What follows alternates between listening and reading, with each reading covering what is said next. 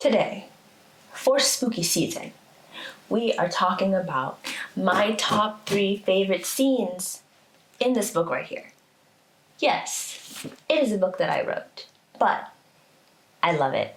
And I think you will love it too if you are someone who loves psychological thriller, but mostly romance. So by the time you get to the end, you'll be like, oh, I understand. I get the whole psychological thriller aspect of this book. But as you move through it, you'll be like, this is definitely a dark romance. If you're someone who's always wanted both of those in one book, you want to stick around for the rest of this video. Maybe I'll get my husband to read. He's not going to do it. I've been asking him for months to voice the male main character's chapter. I'm not hopeful, unfortunately. We'll see. Okay, so top 3 chapters, which is really hard. Scenes. Really, really hard to pick because I love all of the pages of this. All of the pages. Okay, before we get into scenes, I'm just going to set the scene. So we're talking, I tend to call this exes to enemies to lovers. So it's kind of second chancey, but it's definitely enemies to lovers because they were together previously. We see a little bit of them together in the first book of this duet, which doesn't have to be read consecutively. It's just if you're thinking about the stories in chronological order. The first book, Capturing King, which is not a dark romance and it has like kind of a bit of a mystery-ish, very, very light thriller-ish element, but definitely not like this. This is like your October read, your spooky season read, your oh my gosh, I want to be scared and like feel like I can't read this in the dark kind of thing. It's this one. But you see the characters in this book together in the first book. The majority of this book takes place once they have already broken up and are finding their way back to each other via revenge and mishaps and spooky hauntings. So we've got exes to enemies to lovers. There is an age gap. There is forced proximity. There is a haunted, abandoned, old, broken down, used to be church, building of sorts, in the forest. And of course, we have all of the things you're looking for when you say you want a dark romance. So we have dark themes, we have, well, both of them are villains technically, but our MMC is definitely a villain. Especially if you read anything that he does or says in the first book, you will very much understand that he is not the best human. He makes questionable decisions. He does questionable things.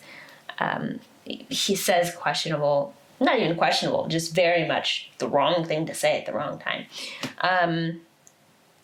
Very much a villain. Yeah. If you are the type of reader who wants to love the villain, who tends to love the villain, yes, this one for you. If you also like to see your FMCs be a little bit unhinged and also make questionable decisions and have to kind of come to terms with that, that's really at the core of this book is 2 people who have a history of making painful choices that they have ignored as long as they could. And now they are forced to reckon with those decisions because the past has come back to haunt them. And they are the only ones who can really help each other navigate the past catching up to them. And yet they would prefer anyone else on the face of the planet to help them other than the other person. Because they have such a bad history. They've done each other wrong in many ways. And so the fact that they are stuck together in this haunted place and it's only them And they have to learn how to rely on each other. They have to learn how to be honest with each other. They have to be able to face the ugly things that they've done, look at each other and say, oh, you thought you loved me. Oh, you thought I was this person. What now? Does that still stand, given what you know? And so that's like thematically what's going on, and that is kind of like the core, the root of the book. 3 favorite scenes. We're gonna get real cozy with the microphone, and we're gonna read a scene. One of my favorite scenes. So this scene is when they first run into each other again. After being broken up. Olive has just entered her new humble abode where she's supposed to be staying so that she can train for a movie that she is going to be filming. And 10 is shown up because he's 10. Why wouldn't he be there? He's shown up because he's been there watching her, which at this point in the book you know already. And he just can't stay hidden anymore. So this is what happened. Here we are. So Olive shows up where she's supposed to be to train and film this movie. But when she gets there, there's no crew, there's no director, there's no other actors, there's no trainer, because she's supposed to be learning mixed martial arts so that she can play a fighter in this movie. She gets there and she's the only person there. So she has just contacted the people who need to be contacted, and they basically leave her hanging. So this is what happens after that. My trainer better be cute, I said to the screen, and fast. It flashed a call-ended notification in return. And a stranger. I said it even though I knew she couldn't hear me. More as a prayer to whoever might be listening than anything else. Because I'd been hoping that she'd kept the promise she made to me, and I was becoming more doubtful by the second. Still, I would have almost preferred that asshole's presence to no presence at all, at least while toughing it out in the abandoned shithole extraordinaire. Being alone wasn't usually the kind of thing that freaked me out. I typically loved the feel of an empty building, the way darkness extended beyond slick black windows. I loved the look of lonely parking lots and pavement stretching on for miles. Not a car or soul in sight. On most days, that kind of place made me smile. Reminded me we all come into this world alone, and we'll leave the same way. Still hearts, vacant bodies, quiet minds. But a building left to its own devices always shows the truth. Vacant structures reveal the secrets humans usually cover up with decorations and cleaning supplies. With no one to tend to them, walls crack under strain, foundations shift, dust builds up in corners, wood weakens under water damage, and ceilings cave in. And you only see evidence of it all when no one is around to patch the imperfections. Emptiness shows you if a structure truly is strong. It shows you the truth. I didn't want to be the only one around when this building showed its true colors. I was already feeling something in the air. A hum. A heaviness. I shifted my weight from one foot to the other. A stinging heat radiated from my ears, and I pulled at them, keeping my arms close to my body. I knew I was alone, but something about the space made me feel watched. Violated. No criminal mastermind is stalking you, Olive. This isn't a movie. Not yet. Calm down. I scrunched my shoulders up toward my ears and shook my head. There's no reason to worry. You're here to work. Game face on. That's what this is all about. I thought it, even though every piece of common sense in my head told me I should have run after Dan. I looked at my phone, tried to will Heather to call back, but when my screen stayed black, I finally lifted my gaze to the room I'd been standing in. The wood floors were warped and discolored. Stone walls had long been taken over by plant life, vines that could have been poisonous, moss that probably housed worms and gnats. There were gaps in the windows where glass should have been, gaps that spiky, thorny growths had filled. The more I looked, the more I wanted to leave. Pews lined the main room, separated into 3 long columns, some of them intact, others seemed to have caved in on themselves, boasting splintered wood and piles of dust. The aisles between each column of pews led directly to another set of stone steps. Sitting at the top of the stairway was an altar that looked too grand for a church in the final stages of ruin. The people carved into the sides looked more like gods of Greek mythology than anyone from the Bible, muscular and robed and sometimes nude. Behind the altar were 2 wooden doors facing each other from opposite sides of the room. And between the doors, all the way at the back of the space, was one stained glass window, too heavy and too intricate for the wall that housed it. I turned my back to my bags, studied the vine-obstructed windows that sat behind them. Past that, just trees. Nothing but branches, leaves, and thick layers of fog where a blue sky should have been. "No way out now," I said to no one.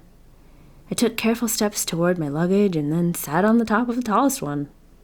When I lifted my head from the floor, I saw it. The opening shot of the movie. The first thing I fell in love with when I read the script. When Tennessee promised me the role, I thought there was no way I'd be the right fit. I couldn't play a fighter. My body didn't even know what a muscle was. I had come to the conclusion that I was allergic to developing muscle. Lifting weights made me sneeze. Running made me want to puke. And actual fighting? Physically impossible. But when I read the script, everything changed. I felt like I knew the character already.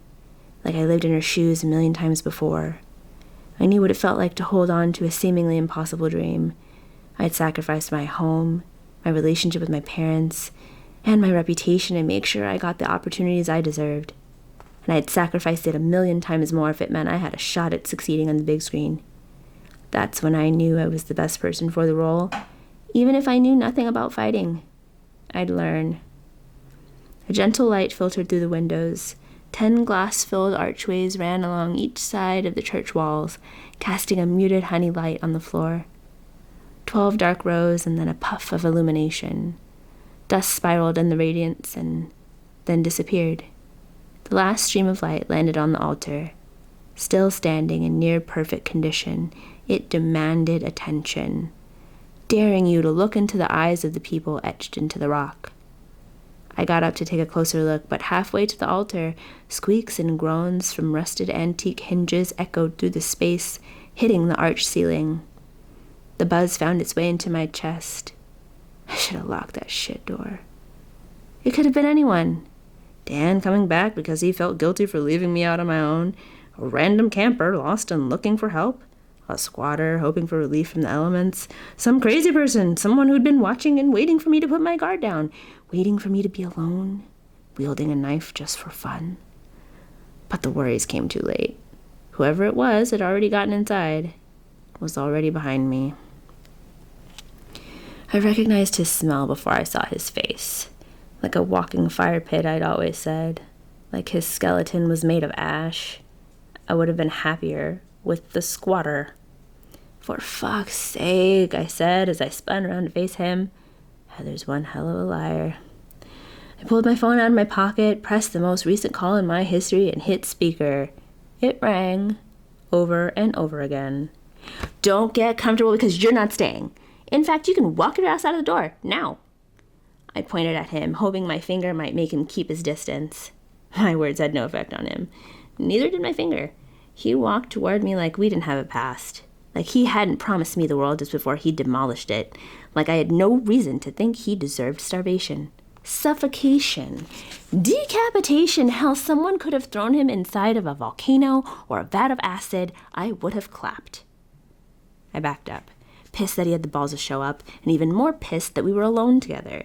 No one else to referee. I'd have to get him out of here on my own, and it wasn't going to be easy. If he'd come all this way after disappearing on everyone in his life for months, I was willing to bet he had a reason. Heather sent me to voicemail. The robotic voice telling me to leave a message only fueled my rage. His stare told me he knew that my blood had gone past its boiling point, and his eyes told me he liked it. "Everyone is on some bullshit today, and you're first on that list," I said. I wanted to get out of his reach, but didn't know where to go. I couldn't run, I couldn't hide, I had no fucking car close by. I was stuck between the altar and the pews, between rage and disbelief. He closed our gap. His steps were longer than mine, and his boots scraped against the floor in a way that reinforced how fast he was coming for me. "That's how you say you missed me, kitten." I walked backward, trying to keep the distance between us, kept moving steadily all the way up the steps leading to the altar. "Oh, don't you," I started, refusing to take my eyes off of him, refusing to look behind me, so I lifted and dropped my feet slowly, feeling for each new step with every sense in my body. "Don't you fucking kidding me." I would have found myself all the way at the back of the room if I hadn't backed up into the altar first. The cold marble smacked me in the back and I froze. By the time I hit the altar, he gained on me. We were less than an arm's length away from each other, and I felt nothing but anger. History taught me that whenever Tennessee reached a hand out toward me, something shitty followed. So it was against my better judgment that when he reached for me this time, I let him. Even after the way things ended between us, even though he showed up here without so much as an apology, I let his thumb graze my jawline. He pulled my chin toward him, squeezing my skin lightly. I twisted my face out of his grip, stared at him, contorted my eyebrows, and prayed that I'd be granted the ability to blow fire. "Anyone but you," I told Heather. "Any fucking one but you." He took a step forward. I held up my hand, hoping that just one finger would repel his whole being. One finger could get him to remember how it all ended between us. His shoulders shifted as he slipped a black backpack off of his back, dropped it to the floor, and then kicked it aside. Eyes planted on me the entire time. He scoffed, didn't even bother to speak a complete word. He just stared at me, probably waiting for me to cave. But he hadn't seen me in months. Didn't know the version of myself I'd turned into since I stood outside of his gate with a single tear running down my cheek. I'd never cave again, especially not for him. I told Heather she had to pick. It was me or you on this movie, not both, I said. I thought I heard the beginning of a word pour out of him, but I didn't have time or energy to listen. Yeah, there's just so much tension. I love it so much.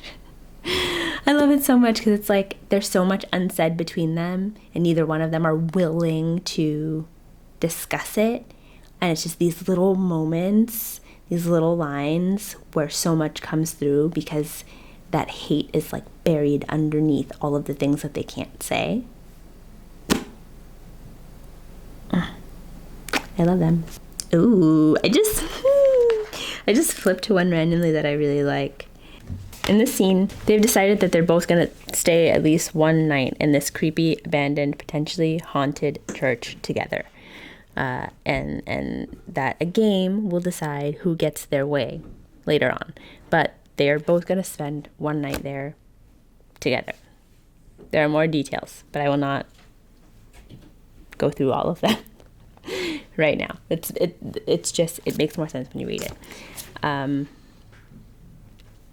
So they've made that decision as of this part in the book, and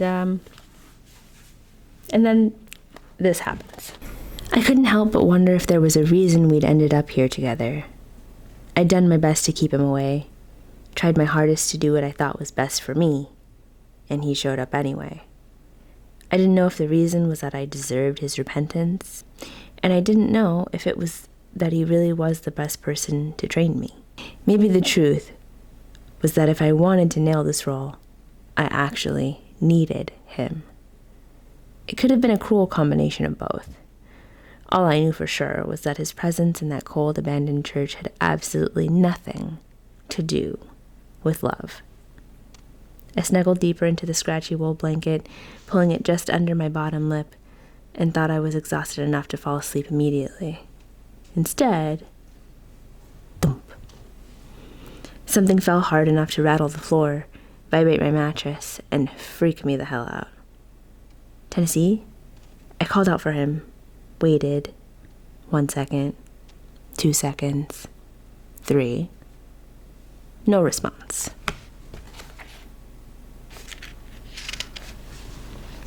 Oh, fuck. Come on. How am I supposed to sleep like this?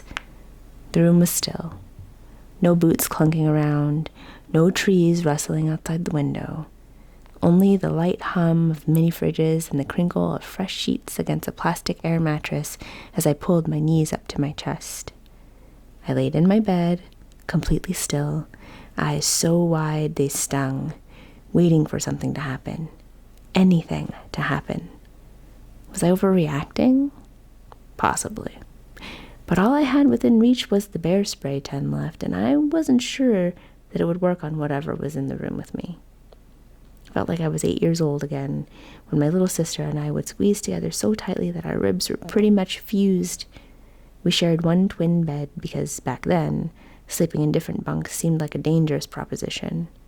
Our house was old and noisy, creaking and groaning with every movement. We never knew if it was just our parents walking down the hall at night or something more. Neither one of us ever opened the bedroom door to check. The fear was strong enough to glue us to one another, and we found safety in togetherness. And since then, I'd learned to find freedom in being alone. In the months I'd spent in the forest before finally being able to meet up with Dan and seal my fate as an abandoned church dweller, I'd fallen in love with independence. Not the kind you think you have as a college student. That's just a bullshit safety net woven together from strands of student loans, office hours, and resident advisors. True independence. I'd learned what the word meant when I went off the grid. Nothing but my thoughts, canned food, and spotty cell phone service for 3 months. So long I learned to braid my own hair, started meditating, forest bathing, traded city lights for stargazing. I almost forgot Los Angeles existed. Fell in love with simplicity, being sober, solitude, silence. And the craziest thing was, I'd expected to be afraid. And at first I was. The forest darkness was so dense I couldn't see my hands stretched out in front of my face once the sun fell. But living under trees so overgrown that I didn't get wet in the summer rain changed something in me. I learned to love being surrounded by sounds that in no way resembled the hiss of speeding cars on a freeway. It was just bird songs and harmonies of howling coyote packs and leaves crunching under wild paws. I never fought to catch my breath or slow my pulse. Didn't want to run away. Never felt tempted to start up my Jeep and ride until I found paved roads or traffic lights. Sure, there were the lucid dreams, the nightmares. But sleep had always been a sore spot for me. That wasn't the forest's fault. Panic only set in when Dan and I pulled up to the church. Got worse when I stepped into its decaying insides. The sagging wood and cracked windows never sat right with me. And whatever I hated about the building that I couldn't quite put my finger on made me hate being alone too. More than I hated the only person I had for company. Thump. It happened again, like someone dropped to the floor, falling on a loop, waiting minutes before letting gravity take them again. A sad, slow call for help that turned my spine to stiff cement, immovable. Thump. The sound was coming from the corner of the room. That corner. I told myself to think, be rational, stick with the facts. I was in the middle of the forest, surrounded by wildlife and plants, in a building that was built hundreds of years ago, one that had been vacant for decades. I didn't care what Heather had said. No one was coming out here for a vibey photo shoot. The shit was too creepy. An animal getting stuck behind a tarp wouldn't be completely implausible. A bird? That would make sense. Maybe it was trying to fly, stretching its wings, taking off, and then hitting the tarp, falling again and again. Maybe it was my job to free the poor thing. Thump, thump, thump. Rapid succession this time, like it was trying to prove to me that the noise couldn't be a trapped animal, daring me to check under the tarp to prove that I wasn't scared. But I was scared. Terrified, honestly. I didn't trust the church. I didn't trust Heather or Tennessee. And I didn't trust whatever that sound was. But when it sounded off again, I lost it. Jumped up out of the warmth of my scratchy blankets and ran backward. Kept my eyes on that corner. The tarp was dull white and sagging. I ran, my hands stretched behind me, searching for the opening in the wall that would tell me I'd found the doorway. When I felt the empty space instead of wood, an exhale flew out of me. I stood in the doorway, panting, trying to convince myself that the sound was all in my head. I was safe. I had to be. It was the only possibility that made sense. But I couldn't get myself to go back in the room. Instead, I backed up. Kept backing up until I could only see a sliver of the room through the open rectangle in front of me. Backed up, and when hands grabbed a hold of my shoulders, I stiffened. Held my breath even though I knew it was Tennessee. It had to be. There was no one else around, which meant there was no other logical conclusion. I whipped my shoulders back and forth, bent my knees to get out of his grip, and then pulled away from him. "Why are you always popping up at the worst time?" I yelled, angrily, accusatorily, like he'd been the one making the sound. "I've been in this room. You just popped up." His voice was soothing, but only because I'd halfway expected him to open his mouth and have another thump come out. I'd been so fixated on the sound, on that corner, I hadn't realized how far out of the room I'd gone. "Did you hear anything?" I pointed behind me. "Anything weird when I was in the room?" "Nah, I was getting shit done out here, so I can't say I was paying attention." He looked around the space and actually smiled. First full smile I'd seen on his face since he walked through the front doors. Those sad brown eyes reflected the fairy lights he'd rigged to the ceiling beams. Flecks of gold and amber bounced from his irises, and if I could have washed away the time he'd walked away from me, the scene would have been romantic. I stared up at the ceiling, struggling to find more beauty in the way the wood beams fit together than I did in his face. "I wanted you to have something pretty to look up at while you're on your back and I'm teaching you how to choke people out." If that man was good at anything, it was eye contact. When it happened, it was all-consuming, and he knew it. He waited for me to look at him. I felt his eyes on me, studying my face before I tore myself away from the fairy tale he'd draped across the church ceiling for me. The fucker. I didn't want to look at him. Didn't want him to think he'd gotten any brownie points from me. He couldn't earn points, not even if he'd brought the entire Milky Way down for me to hold my fucking hands. Get your head out of your ass, Olive. You're here to work. And Tennessee will be gone tomorrow. Did you nail those into the beams? I glanced at him, less than a second in his direction, before strutting past him and heading back to the room. Yeah? Don't want that shit falling down on us while we're training? Whatever's up above you has to be secure. That's probably what I was hearing. A hammer, yeah? Thanks for the warning, asshole. I turned back to face the entry to the room, looking down at the black mats Tennessee had assembled in an intricate puzzle all across the floor. He'd fit the edges perfectly against the walls of the church, creating a custom pattern in less time than it would have taken anyone else. He had a knack for making spaces look good, for building things, for creating ambiance. The first time I ever stepped foot in his house, I was sure he'd had it staged. I would have bet money that a professional decorated it all.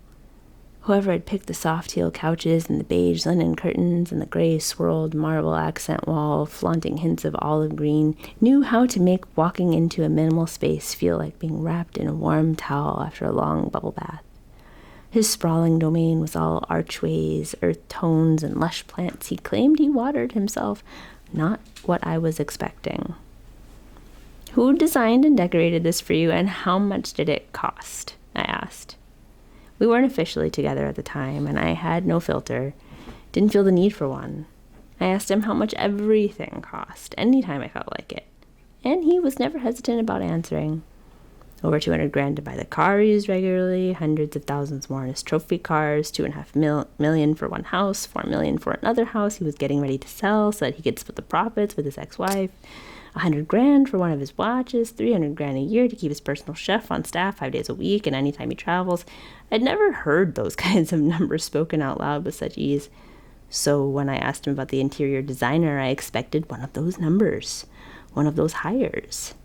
When he said, "I did it myself," I laughed so hard I actually dropped down on his soft teal couch and held my stomach. I grabbed a hold of the couch's arm with one hand, wiped the tears from my eyes with the other, and asked him again. Demanded that he tell me the truth. I wouldn't laugh again, I promised, not even if the number was in the millions. "I did it myself," he repeated. No embellishments, no dire need to prove that he was telling me the truth. Just one sentence. And then he held his hand out for me to grab while I pulled myself from the depths of comedic rapture. He sat me in front of an indoor fire pit, a metal dish sunken into the center of a stone platform, burning logs, flipping flames and tornadoes of smoke into an exhaust hood made of glass. It was breathtaking, the focal point of the room, completely designed by him.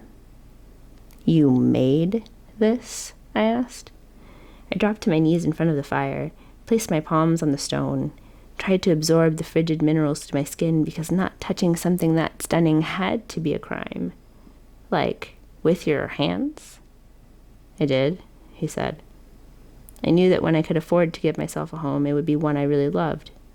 I couldn't love it fully if it was someone else's vision, you know? You're saying you see love when you look at this fire? That's one way to put it, he said. But he wasn't looking at the fire when he said it. He was staring at me. And suddenly the stone turned to molten rock under my hands. Heat rushed through my body like I'd turned to flame myself. I'd been ignited all over again, standing between the training space and the room where I was supposed to sleep. The cold air snuck in through every crack in the walls, through every gap in the windows. But I was sweating, burning up, incinerated because I hated remembering. I hated knowing that I'd been tricked. That I fell for the image of warm and cozy, sensual and seductive. I'd gone into the depths of hell with him only to realize he'd sacrifice me to the fire pit if he felt called to a lower level.